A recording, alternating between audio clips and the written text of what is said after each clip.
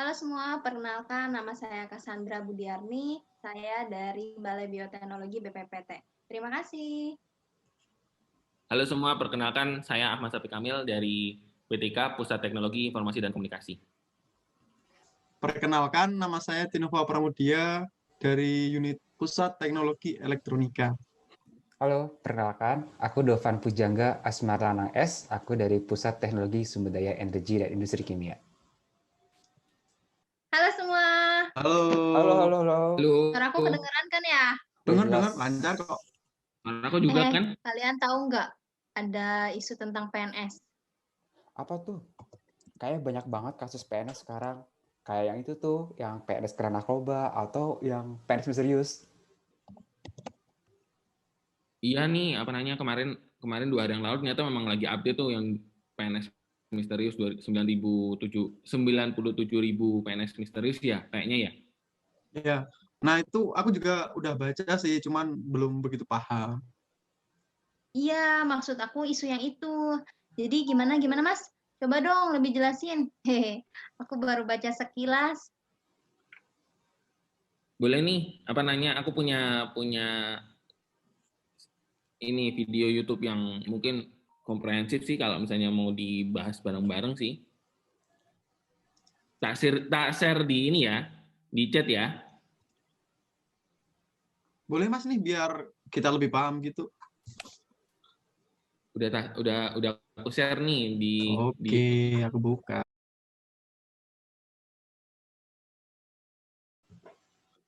Jadi dari YouTube yang tadi aku kasih ke kalian itu yang bisa tak rangkum seperti ini sih sebenarnya. Tahun 2002 itu BKN melakukan PUPNS. PUPNS itu pendataan ulang PNS secara manual dengan cara PNS itu mengirimkan datanya ke BKN melalui surat seperti itu. Setelah itu tahun 2014 BKN juga melakukan PUPNS kembali dengan cara membuat website sehingga para PNS tersebut dapat masukkan data mereka secara elektronik. Selanjutnya pada tahun 2021 BKN melakukan PUPNS kembali di mana PNS-PNS tersebut dapat melakukan update datanya mereka secara mandiri.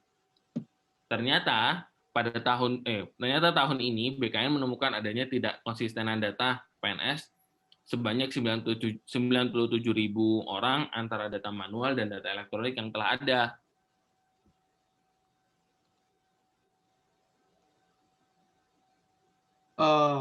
Kalau aku sendiri sih baca menurut Pak Aryono, Kepala Biro Humas Hukum dan Kerjasama BKN, beberapa dari angka tersebut itu bukan nggak ada pegawai, tapi karena mereka belum melakukan update, khususnya contohnya itu yang mutasi, tugas belajar, dan sebagainya. Nah, itu mereka belum ada. Cuman dari DPR sendiri, menurut sesi wawancara itu dari Komisi 2, Muhammad Nasir Jamil itu DPR akan membentuk panitia kerja untuk memastikan kalau di situ tuh nggak ada permainan mafia gitu.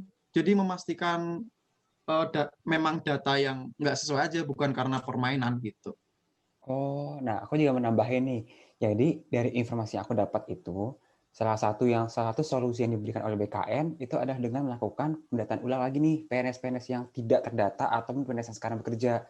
Itu melalui aplikasi namanya MySAPK. Oh iya ya, aku kemarin cuma baca sekilas aja sih. Baca beritanya udah kaget duluan soalnya kenapa ada PNS misterius. Kirain ada PNS yang tiba-tiba hilang entah kemana gitu. Taunya banyak PNS yang nggak ada orangnya, tapi menerima gaji. Kok bisa ya ada sistem pemerintahan tapi nggak ada evaluasi perbaikannya?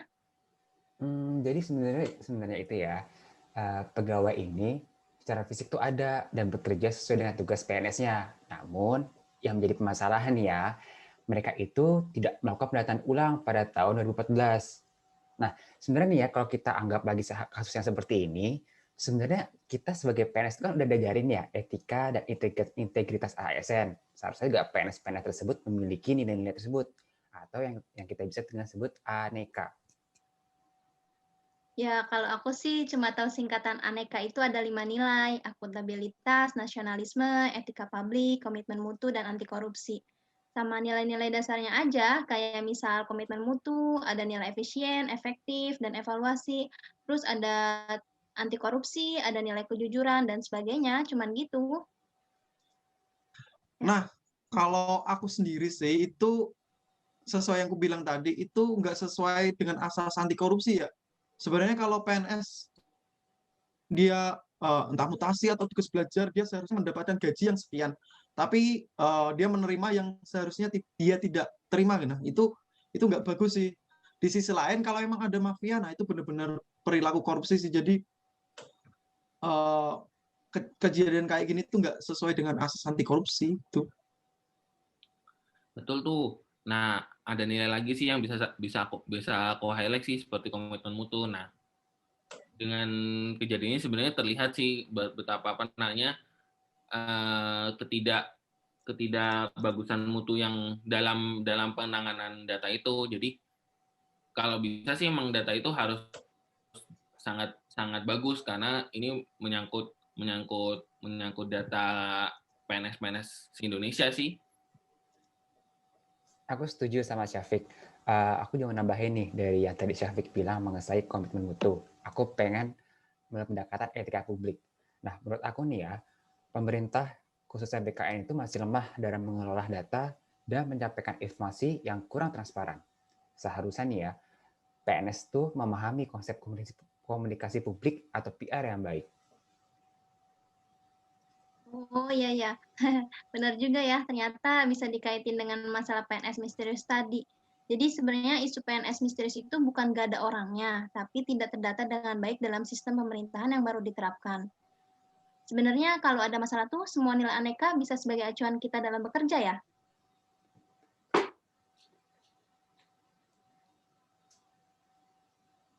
Nah, kalau dari aku sendiri harusnya ada komitmen sih dari PNS tuh untuk selalu memperbarui data, dimulai dari kesadaran pribadi si ASN tersebut biar sesuai dengan perilaku aneka. Di sisi lain, menurutku BKN sendiri juga sebaiknya lebih sering melakukan pendataan ulang sih, gitu. Makanya kita sebagai ASN tuh harus paham sih sebenarnya konsep nilai dasar ASN dengan baik karena konsep-konsep ASN ini bisa membuat jalan kita sebagai ASN tuh semakin baik dan profesional dalam melayani masyarakat. Nggak hanya sekedar konsep aja sih menurutku. Mantap, mantap, keren. Nah, aku juga nambahin nih. Nah, pemerintah itu dan PNS sebenarnya harus memiliki jiwa yang harus bercermin pada kesalahan dan terus melakukan perbaikan secara berkelanjutan. Aku sangat setuju dengan reformasi birokrasi yang selalu diangkat oleh Presiden kita, Joko Widodo. Dan perlu ditanamkan juga nih, sebagai PNS, hal yang utama adalah aktualisasinya. Dan memahami nilai-nilai dasar PNS, bukan hanya bermanuver dengan rencana aja, tanpa ada aktualisasi. Hei, makasih ya teman-teman. Karena kalian, aku sekarang jadi paham deh. Gak cuma baca berita doang. Nah, ini nih harusnya kudunya diterapin tuh nilai akuntabilitas karena jangan baca berita doang hanya highlight-nya aja. Nanti kan di dalamnya nggak ketahuan ternyata beritanya kayak gimana kan beritanya banyak yang hanya beritanya highlight-nya semacam jelek-jelek ternyata dalamnya nggak seperti itu. Jadi ya biar nggak orang miskonsepsi aja sih. Sip, makasih sarannya Mas Syafiq. Iya, udah jam 10. Aku mau ada kelas. Aku live dulu ya. Oh iya nih, aku juga 5 menit lagi ada rapat. Aku juga mau live dulu. Sampai jumpa. Oke, aku juga sama. Sampai jumpa lagi, teman-teman. Di lift ya. Bye. Dah. Waalaikumsalam.